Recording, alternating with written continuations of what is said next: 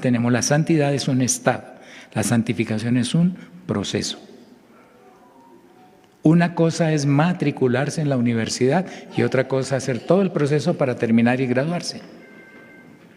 El objetivo que tenemos es especificar que la santidad es un estado, oiga bien esto, al que el Señor traslada al que recibe el beneficio de la obra redentora en el Calvario y que es el punto de partida para el perfeccionamiento de la nueva vida.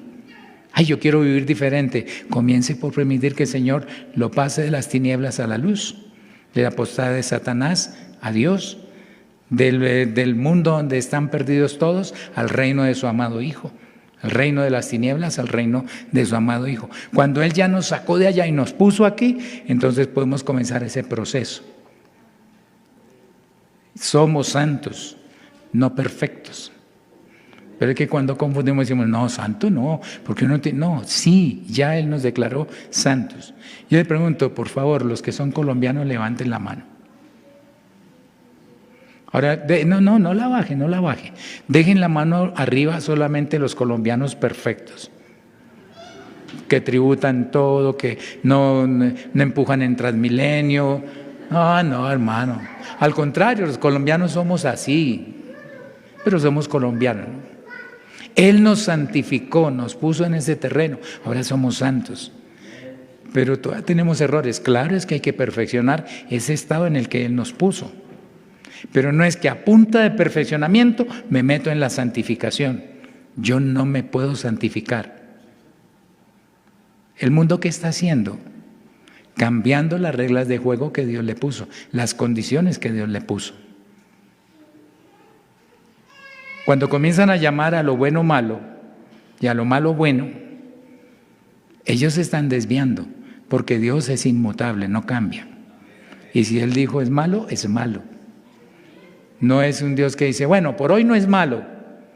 Esa pregunta retórica que hay en la Biblia, ¿quién hará limpio a lo inmundo? Nadie. ¿Quién hará limpio a lo inmundo? Y la respuesta está ahí, nadie. Ni siquiera Dios va a limpiar lo inmundo. Pero al que está lleno de inmundicia, a ese sí lo puede limpiar el Señor. ¿Cómo lo tiene que limpiar? ¿Declarando que la inmundicia ya no es inmundicia? ¿O quitándole la inmundicia para que quede limpio? Creo que un ejemplo sencillo es un bebé. Hoy tenemos bebés pequeñitos. ¿Y qué ocurre cuando el bebé está malito del estómago y el pañal? Y claro, eso quedó untadito, pobrecito, ¿no? ¿Qué hace la mamá? Ay, esto es de mi bebé, esto es lindo. No, primero lo toma con cuidado. Va, lo baña, le quita ese mugre todo, lo lava todo, lo perfuma y después de que está limpiecito, oliendo bien, ahora sí se acerca y un besito al nene. Pero no es que como es de mi hijo, eso es limpio. No, eso es inmundo. Y si está enfermito del estómago, peor. El olor y todo no es agradable. Entonces, ¿quién hará limpio lo que hay en el pañal? Nadie. Pero al niño sí hay que lavarlo. No lo podemos dejar así. Y después de lavado, ya con una limpieza ya fue del todo. No, él es mi hijo y hay que seguirlo limpiando cada vez que se empuerque. En Juan 17:14 dice la palabra, yo les he dado tu palabra y el mundo los aborreció, porque no son del mundo, como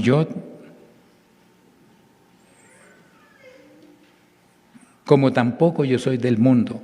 No ruego que los quites del mundo, sino que los guardes del mal. No son del mundo, como tampoco yo soy del mundo. Y como un ruego en esa oración pontifical, la que llaman pontifical, de Él como sumo pontífice, como sumo sacerdote. Él sí es el verdadero sumo sacerdote. Los que se quieren robar ese título, pues allá ellos. Pero Él sí es. Te digo, santifícalos en tu verdad. Tu palabra es verdad. Entonces, ¿qué es lo único que hay para santificarnos?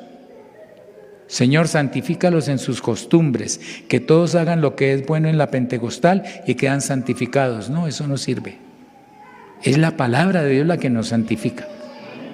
Y si dice que hay que comenzar por el bautismo, pues tocará comenzar por el bautismo. Bien. Recordemos, ¿esto qué es?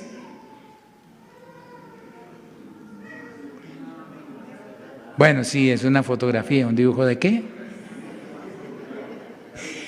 Sí, muy bien. Es parte de una vid, muy bien, excelente. Es un pámpano, ¿cierto? ¿Qué tiene ahí? Una infrutescencia en racemato, muy bien. Vamos bien, vamos bien. ¿Qué pasa si no tuviera esas flores? ¿Lo dejaban o lo quitan? Lo quitan. ¿Y si tiene flores, lo dejan lleno de hojas en exceso o lo limpian? Lo limpia el labrador, lo limpia. ¿Para qué? Para que lleve más fruto. Entonces, este pámpano está incorporado, es parte de la vid. Es decir, que está plantado en la santidad. Nosotros estamos metidos en el Señor Jesús y Él es santo. Entonces estamos plantados ahí. Pero ¿qué hay que hacer? Así que, amados, puesto que tenemos tales promesas, limpiémonos de toda contaminación de carne y de espíritu, perfeccionando la santidad en el temor de Dios. ¿Recuerdan que el temor quiere decir el criterio de bueno o de mal? ¿De bien o de mal? Yo tengo mi propio criterio, yo tengo mi manual de vida, yo tengo mi propio temor. Digo, no, eso no lo hago, no, ni loco, uy, no. Pero yo puedo estar equivocado. No, la iglesia también tiene cosas que dice, eso es bueno, eso no está bien. Cuidado, hermano, eso no viene bien con los santos y pudiéramos estar equivocados. Pero si es el temor de Dios que Dios dice, no, hermano, no le busque variantes. No pondrás bozal al buey cuando trillare. Si el hermano está trabajando en la cafetería y le da por comerse un trocito de algo para probar, hermano, ¿por qué está comiendo? No pondrás bozal al buey cuando trillare. ¿Dijo eso Dios por causa de los bueyes o por causa de nosotros? Ah, bueno, entonces Él tiene cosas que dijo, no pondrás, no le pondrás. ¿Y cuántas cosas hay que el Señor nos ha dicho y que tenemos que implementar en nuestra vida? Entonces limpiémonos de toda contaminación de carne y de espíritu, perfeccionando la santidad en el temor de Dios. Entonces, si notan que cuando perfeccionamos, les repito, miren la gráfica, por favor. Tan pronto comenzamos a perfeccionar la santidad en el temor de Dios, ¿qué ocurre?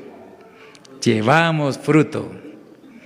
Dejamos que el Señor nos limpiara y nos echó a perder el pampanito que tenía flores. Porque no vinieron animalitos a hacer daño, no se acomodaron, la luz les llegó como tenía que llegar a las hojas, la humedad no desbarató la vid y cuando vamos a ver qué fruto tan bueno, ¿por qué? Porque se dejó limpiar. Entonces estamos plantados, es decir, ya disfrutamos de la santidad, pero ahora hay que perfeccionarla en el temor de Dios. Y si el Señor dice no haga esto, no lo hagamos. Y si nos dice que hagamos, pues hagamos. El domingo teníamos aquí al grupo de hermanos que están liderando el evangelismo en el entorno, ¿cierto? Refama es en el entorno. ¿Cuántos eran? ¿Cuántos grupos? Muy bien, 7. Hermano, por favor, acérquese, rodéenlos, apóyenlos en su sector. Si usted atraviesa ese sector para llegar aquí, su líder es él. Y acuda y colabore. Y usted dice, ay, no, qué pereza. Y el Señor está diciendo qué debemos hacer y nosotros yo no lo veo necesario. Perfeccionemos la santidad en el temor de Dios. No en nuestro criterio, sino en el de Él. En primera de Juan capítulo 3 dice, amados, ahora somos hijos de Dios. Dice que vamos a ser o que somos. Somos hijos de Dios. Ahora somos hijos de Dios. Hermano, pero un hijo de Dios con tantos defectos, tranquilo, y aún no se ha manifestado lo que hemos de ser. Por eso tenemos todavía esta naturaleza humana que, como nos enseñaban, lo que quiero hacer, eso no lo hago. Y lo que no quiero hacer, eso es lo que hago. Y encuentro esta ley en mí, que el pecado que mora en mí es el que hace las obras, miserable de mí. ¿Quién me librará? Gracias a Dios por Jesucristo. Entonces aún no se ha manifestado lo que hemos de ser. Pero sabemos que cuando Él se manifieste, y aquí hay algo que me parece tan hermoso, hermanos, leyéndolo otra vez decía, ay Señor, gracias. Qué palabra tan bonita. Sabemos que cuando Él se manifieste, cuando Él venga a levantar la iglesia, se manifiesta la iglesia. Cuando Él venga a juzgar al mundo con justicia y a los pueblos con su verdad, cuando Él se manifieste, seremos semejantes a Él. Entonces, ¿cuándo es el momento de ser semejantes a Él? ¿Aquí y ahora? ¿O estamos en un proceso que me falta, pero cuando Él venga lo completa? ¿Por qué seremos semejantes a Él? Porque le veremos tal como Él es. Yo recordaba que he oído dar este versículo al revés. ¿Sí? Que le veremos tal como Él es porque seremos semejantes a Él. ¿Notan la diferencia? Le veremos tal como Él es porque seremos semejantes a Él. Pero lo que nos plantea la palabra es, seremos semejantes a Él porque le veremos tal como Él es. Él nos va a perfeccionar. Pero debemos estar caminando en ese sendero de la perfección. El que ande en el camino de la perfección, este me servirá. Entonces somos hijos de Dios, no somos perfectos, todavía no se ha manifestado lo que hemos de ser, pero sabemos que cuando Él se manifieste, cuando Él venga, seremos semejantes a Él. ¿Por qué? Porque le veremos tal como Él es. Y todo aquel, oiga bien, que tiene esta esperanza en Él, no en sí mismo, ni en su familia, ni en la Iglesia Pentecostal Unida de Colombia, no. Esa esperanza puesta en Él, ¿qué? Se purifica a sí mismo, no está purificando a los demás. No es tener una manguera de bomberos y lave hermanos. No, se purifica a sí mismo, así como Él es puro. Nuestra medida es Él. Entonces, gracias al Señor, porque nos está diciendo en la palabra, tú ya estás en un terreno, eres mi hijo. Te falta, es verdad. El niño que acabó de nacer solamente llora, moja pañales, pide leche, comida, quita el sueño. Justamente anoche María Antonia estuvo malita, se despertó varias veces. Yo no estaba ahí, pero me contaron. ¿Y cómo amanecieron los papás? Con los ojos en la nuca, pero tenían que estar hoy aquí. ¿Qué tocaba hacer? Pues no puedo decir, no es que la niña nos trasnochó, yo no puedo ir. No, nos toca. ¿Por qué la tienen que cuidar? Ay, déjela, ella verá. No es que es su hija. Usted se fue a su casita a dormir tranquilo, yo también. A ellos les tocó pasar la noche allá, cuidándola. ¿Por qué? Porque es su hija. Somos hijos de Dios y Él se pasa los días y las noches cuidándonos. Dejemos que Él nos proteja, que Él nos oriente con su verdad y entonces iremos disfrutando esa perfección que solamente viene de Él. En la primera carta de Pedro, capítulo 3, versos 18 al 22, poniendo como ejemplo, dice la Escritura, porque también Cristo padeció una sola vez por los pecados, el justo por los injustos, para llevarnos a Dios, siendo a la verdad muerto en la carne, pero vivificado en espíritu, en el cual, en espíritu, también fue y predicó a los espíritus encarcelados, los que en otro tiempo desobedecieron, cuando una vez esperaba la paciencia de Dios en los días de Noé, mientras se preparaba el arca, en la cual pocas personas, es decir, 8, fueron salvadas por agua. ¿Qué dice el Señor? En los días de Noé, Noé se demoró 100 años en construir el arca. Y de cuando Dios dijo, no contendrá mi espíritu para siempre con el hombre, serán sus días 120 años. Comenzó la cuenta regresiva y cuando se completaron los 120 años vino el diluvio. Pero para ese año del diluvio, Matusalén había completado 969 años de vida. Porque cuando nació Matusalén, el Señor le dijo a Enoc, al papá, póngale como nombre, cuando él muera vendrá el fin. Total, que cuando era un niño de preescolar, usted cómo se llama Carlos, y usted Camilo, y usted Laura, y usted, cuando él muera vendrá el fin. ¿Cómo? Que cuando yo muera vendrá el fin. Era como vergonzoso, ¿no? Tratando de conseguir una esposa Ah, fulana, ¿cómo estás? Camilita, Luisita, fulanita. ¿Y tú cómo te llamas? Cuando yo muera vendrá el fin. No era tan fácil, ¿cierto? Pero cuando ya tenía 800 años, cuando él muera vendrá el fin. 900 años, ¿cómo amaneció? Estuvo tosiendo anoche, estuvo como malito. ¡Ay, ay, qué miedo! 960 años, 965, 66, ya estaban pendientes de saber cómo amaneció. Hoy están pendientes de la Casa Blanca a ver qué pasó allá. Reporteros de todo el mundo, allá estarían pendientes. Y cuando murió Matusalén, ese año vino el diluvio. Total, que Dios les dio testimonio de que iba a venir un diluvio por 969 años, casi un milenio. Y vino el diluvio y se los llevó a todos.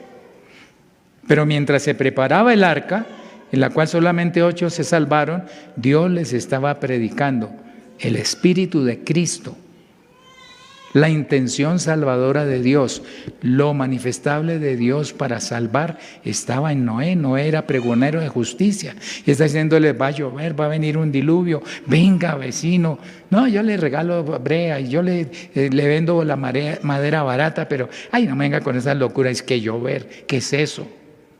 Pero vino el diluvio y se los llevó a todos. ¿Cuáles fueron los 8 que se salvaron?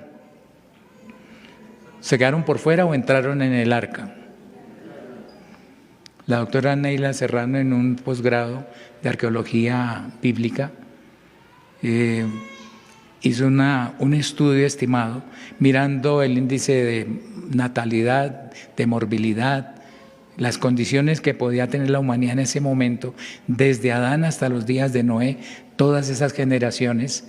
Y el cálculo que le daban esas cuentas era cerca de 2.000 millones de habitantes, la tercera parte de lo que hay hoy en la Tierra, más o menos, tercera, cuarta parte. El profesor de la Javeriana, donde estaba haciendo el diplomado, le dijo: doctora, ¿me permite usar ese estudio en mis próximas clases? Claro, eso es para que Dios sea glorificado, ¿no?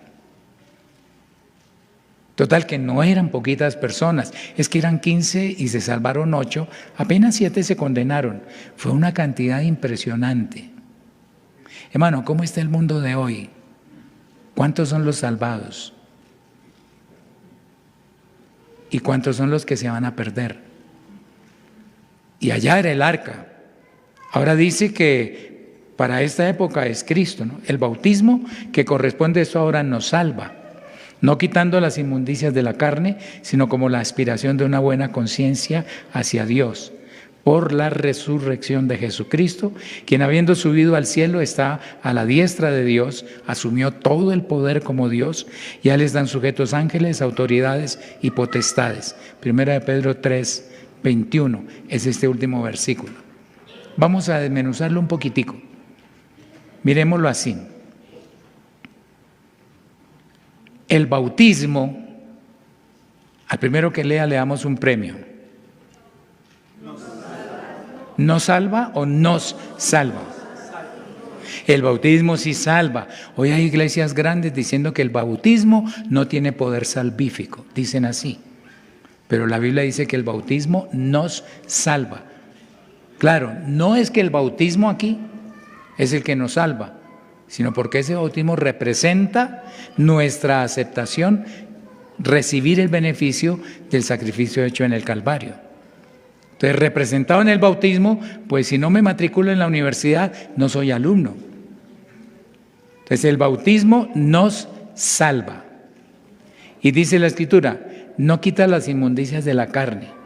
No le vaya a ofrecer a una persona, el día que usted se bautice, el deseo de fumar y todas esas cosas se van a ir. Porque cuando la persona vea que no se le quitó, dice: ay, entonces esto no estaba malo. Porque si yo me bauticé y no se me quitó, quiere decir que está bien. Y eso no es lo que dice el Señor. Nos aclara que no quita las inmundicias de la carne. Entonces, ¿de qué sirve el bautismo? Sino como la aspiración de una buena conciencia hacia Dios. Una buena conciencia hacia Dios. La aspiración. En los discipulados paso a paso, cuando llegamos a tratar este punto, hemos propuesto un ejemplo que nos ha ayudado. Suponga que usted tiene una fama, una venta de carne, ¿cierto? Es el mismo ejemplo para que lo recordemos. Y yo voy a trabajar con usted. Y usted me da una blusa blanca, impecable. ¿Por qué? Porque yo voy a ser la imagen de su empresa, de su fama. Y si viene el INVIMA o si vienen las autoridades sanitarias, fuera porque esto está sucio. Entonces yo tengo que mantenerme limpio. Mire para acá, no se deje distraer. Recuerde que los niños están hechos para que corran, ¿no? Y usted para que mire para acá. Amén. Yo tengo la fea maña de limpiarme las manos en la ropa. ¿Sí? ¿Cómo termina la blusa esa tarde? Corte hígado, corte carne, todo. Y ¿cómo termina? ¿Cómo estará el otro día por la tarde? ¿Cómo estará al fin de la semana? ¿Cómo estará después de un año de trabajar? Sucia. Y me dice, oiga, usted sí está sucio, lave eso. Pues, ¿con qué?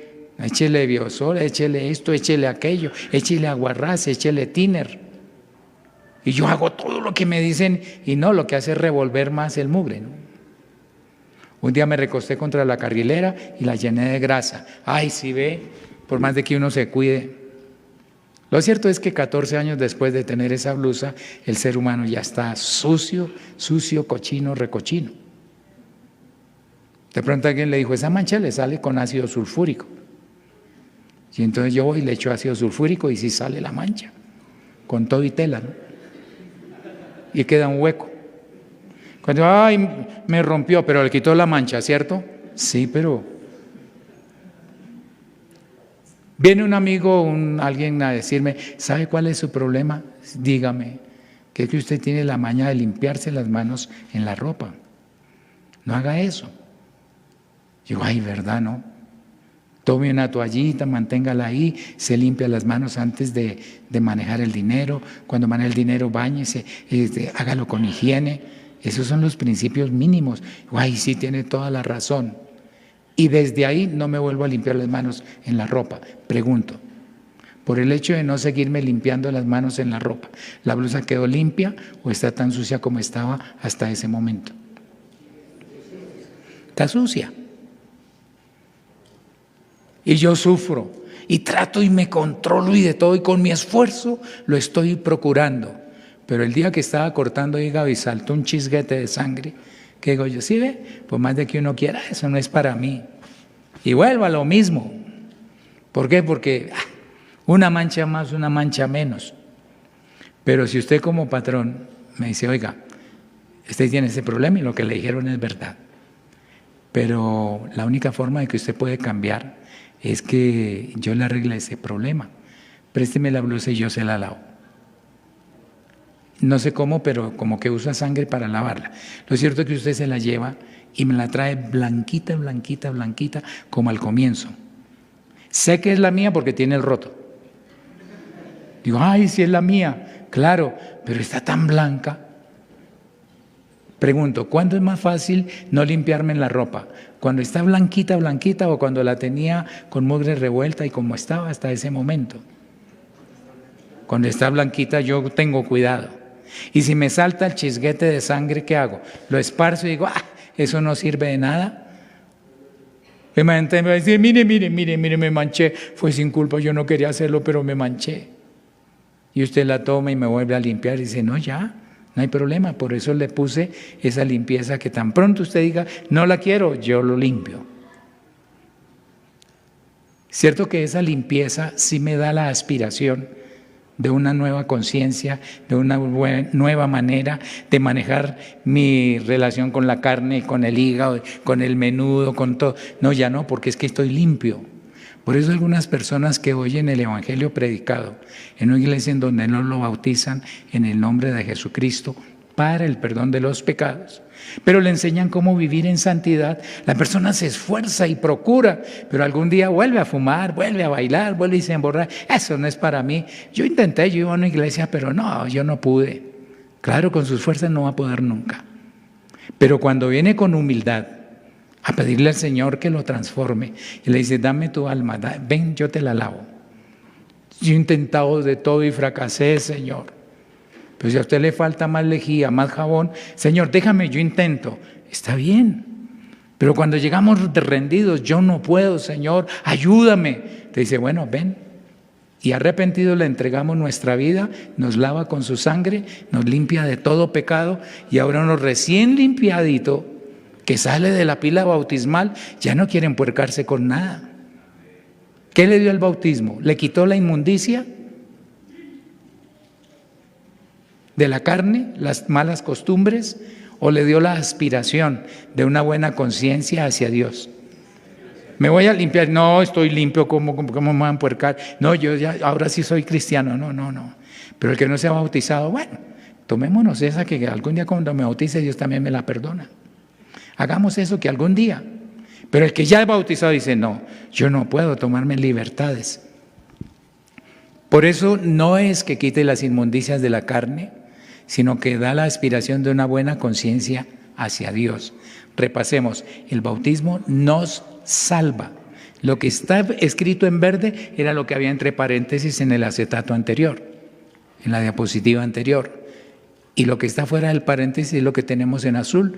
El bautismo nos salva por la resurrección de Jesucristo.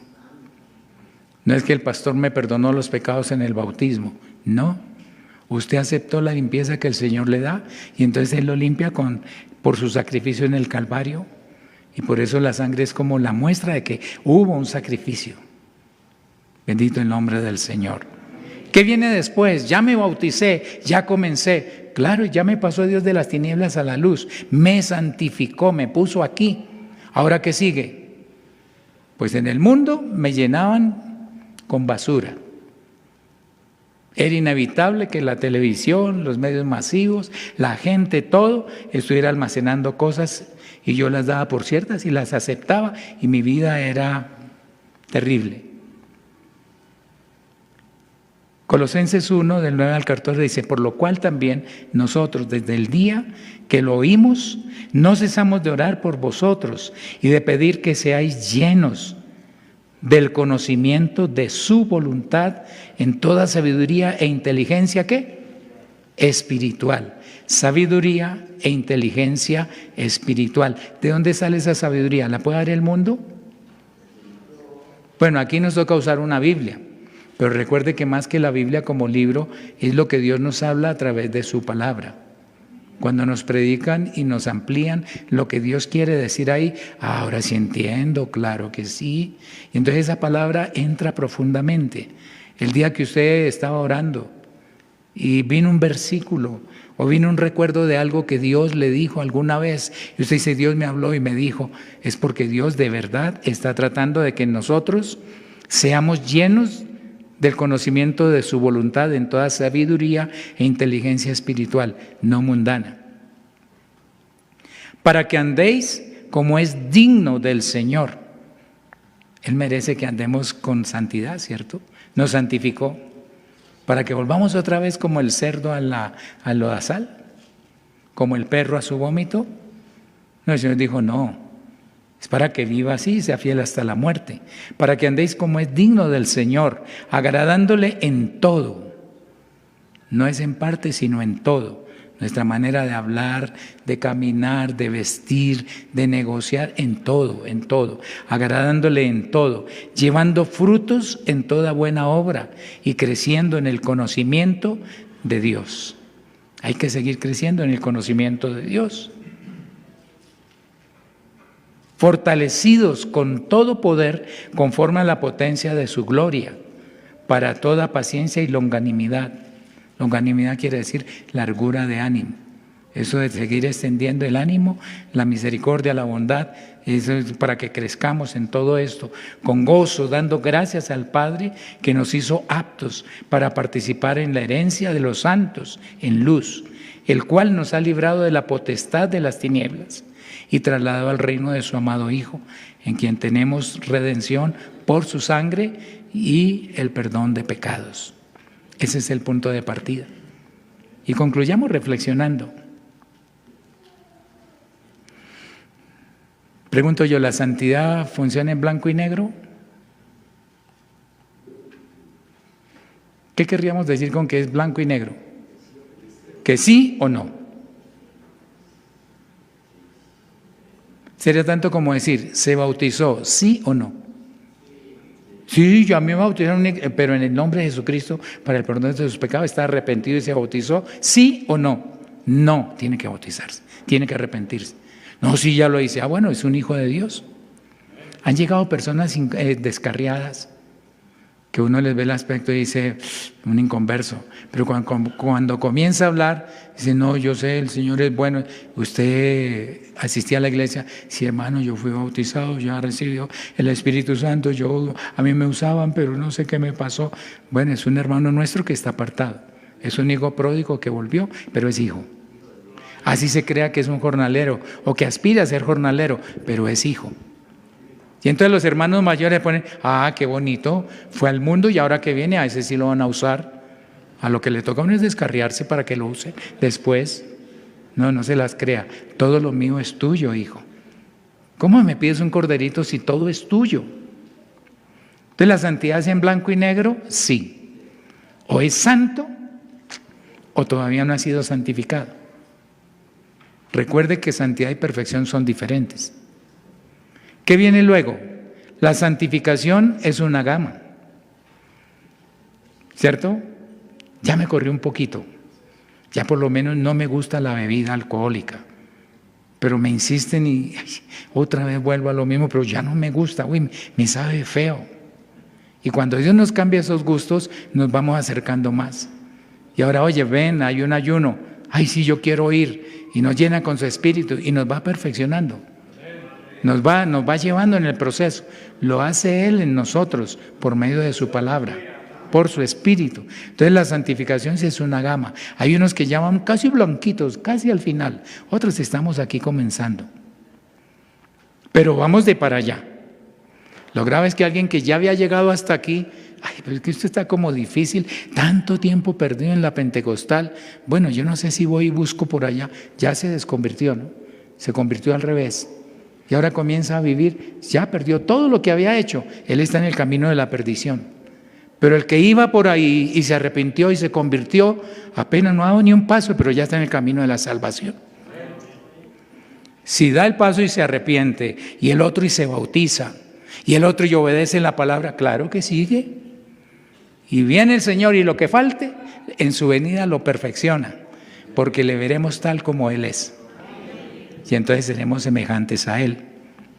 ¿Vivo la Biblia o la palabra de Dios? Hemos dicho que la Biblia es la palabra de Dios en lenguaje de hombres, sí.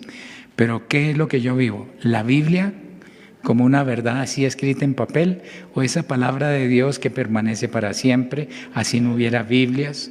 Esa palabra de Dios que está ahí lista para hablarme cuando no tenga ni una Biblia en la mano, pero que Dios dice, eso no está bien. ¿Cómo es de delicioso cuando Dios nos ayuda a orientar? ¿Sí? Y no estamos esperando a que me muestren un versículo. No, es que mi Dios no ora de esa manera. Nunca lo he visto así. Yo creo que eso está mal. Y no lo hago. Y después encuentro el versículo. Uy, Señor, gracias. Porque no sé por qué, pero no lo quise hacer. Y ahora encuentro que sí hay en tu palabra una prohibición sobre eso, un consejo sobre eso. Entonces, ¿vivo la Biblia o la palabra de Dios? ¿Le doy el sentido de que es Dios el que me está hablando? ¿O es un libro como cualquiera otro? Eso es filosofía. No, es la palabra de Dios, el lenguaje de hombres. ¿Han cantado ese coro alguna vez? Me santificó con su gran poder, que el instante cambio yo sentí. Claro, me sacó de las tinieblas a la luz. ¿Quién no siente cambio? Estamos en oscuridad, pero ¡pum!, ahora vemos con claridad.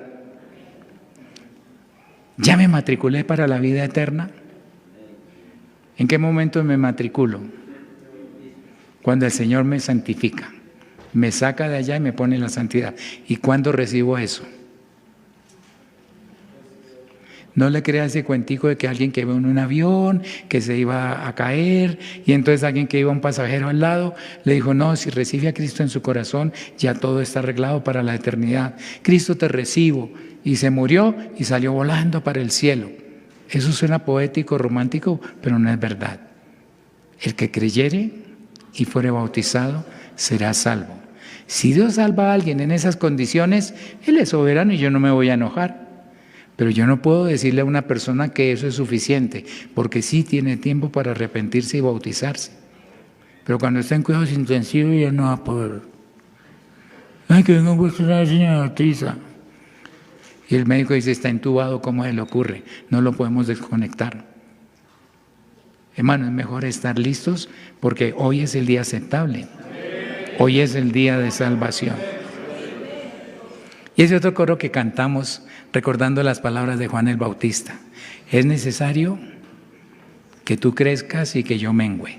Bueno, Juan dijo, es necesario que él crezca y que yo mengüe. Yo no soy el Cristo, yo no soy el Mesías. Yo soy una voz que clama en el desierto, preparar el camino. Yo vine fue a anunciar que Él viene, Él sí es. El novio que está, el amigo del novio está feliz por el novio, pero él es el novio y la esposa es la de él. Pero yo me estoy contento con él, pero es necesario que yo mengüe y que él crezca.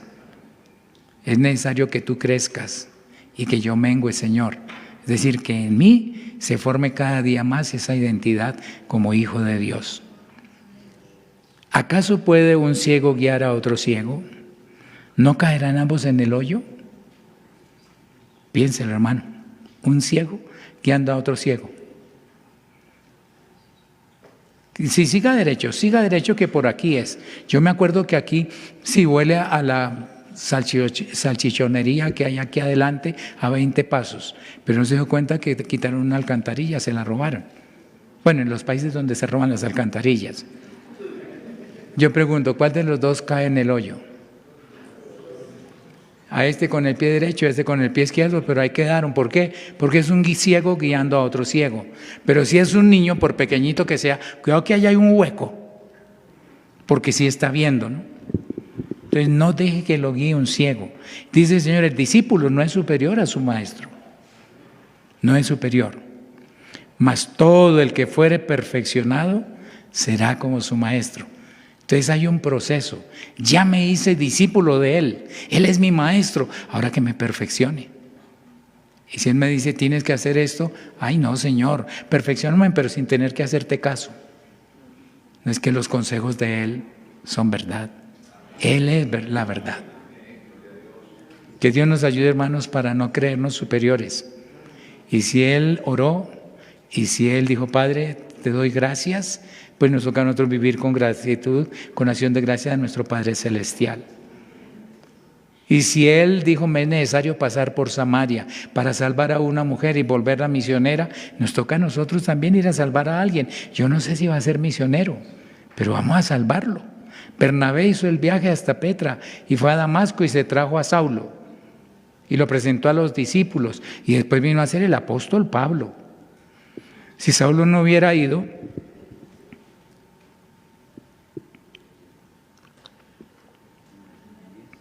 es posible que Dios hubiera usado a otro, pero usó a Bernabé. Para salvar a ese vecino suyo, Dios pudiera usar a otro, pero si quiere usarlo a usted, toca decir, yo tengo que comprometerme con el trabajo en mi sector, porque hay gente necesitada. Y si comienza ahí, Dios lo llevará hasta lo último de la tierra. ¿Acaso puede un ciego guiar a otro ciego? No caerán ambos en el hoyo.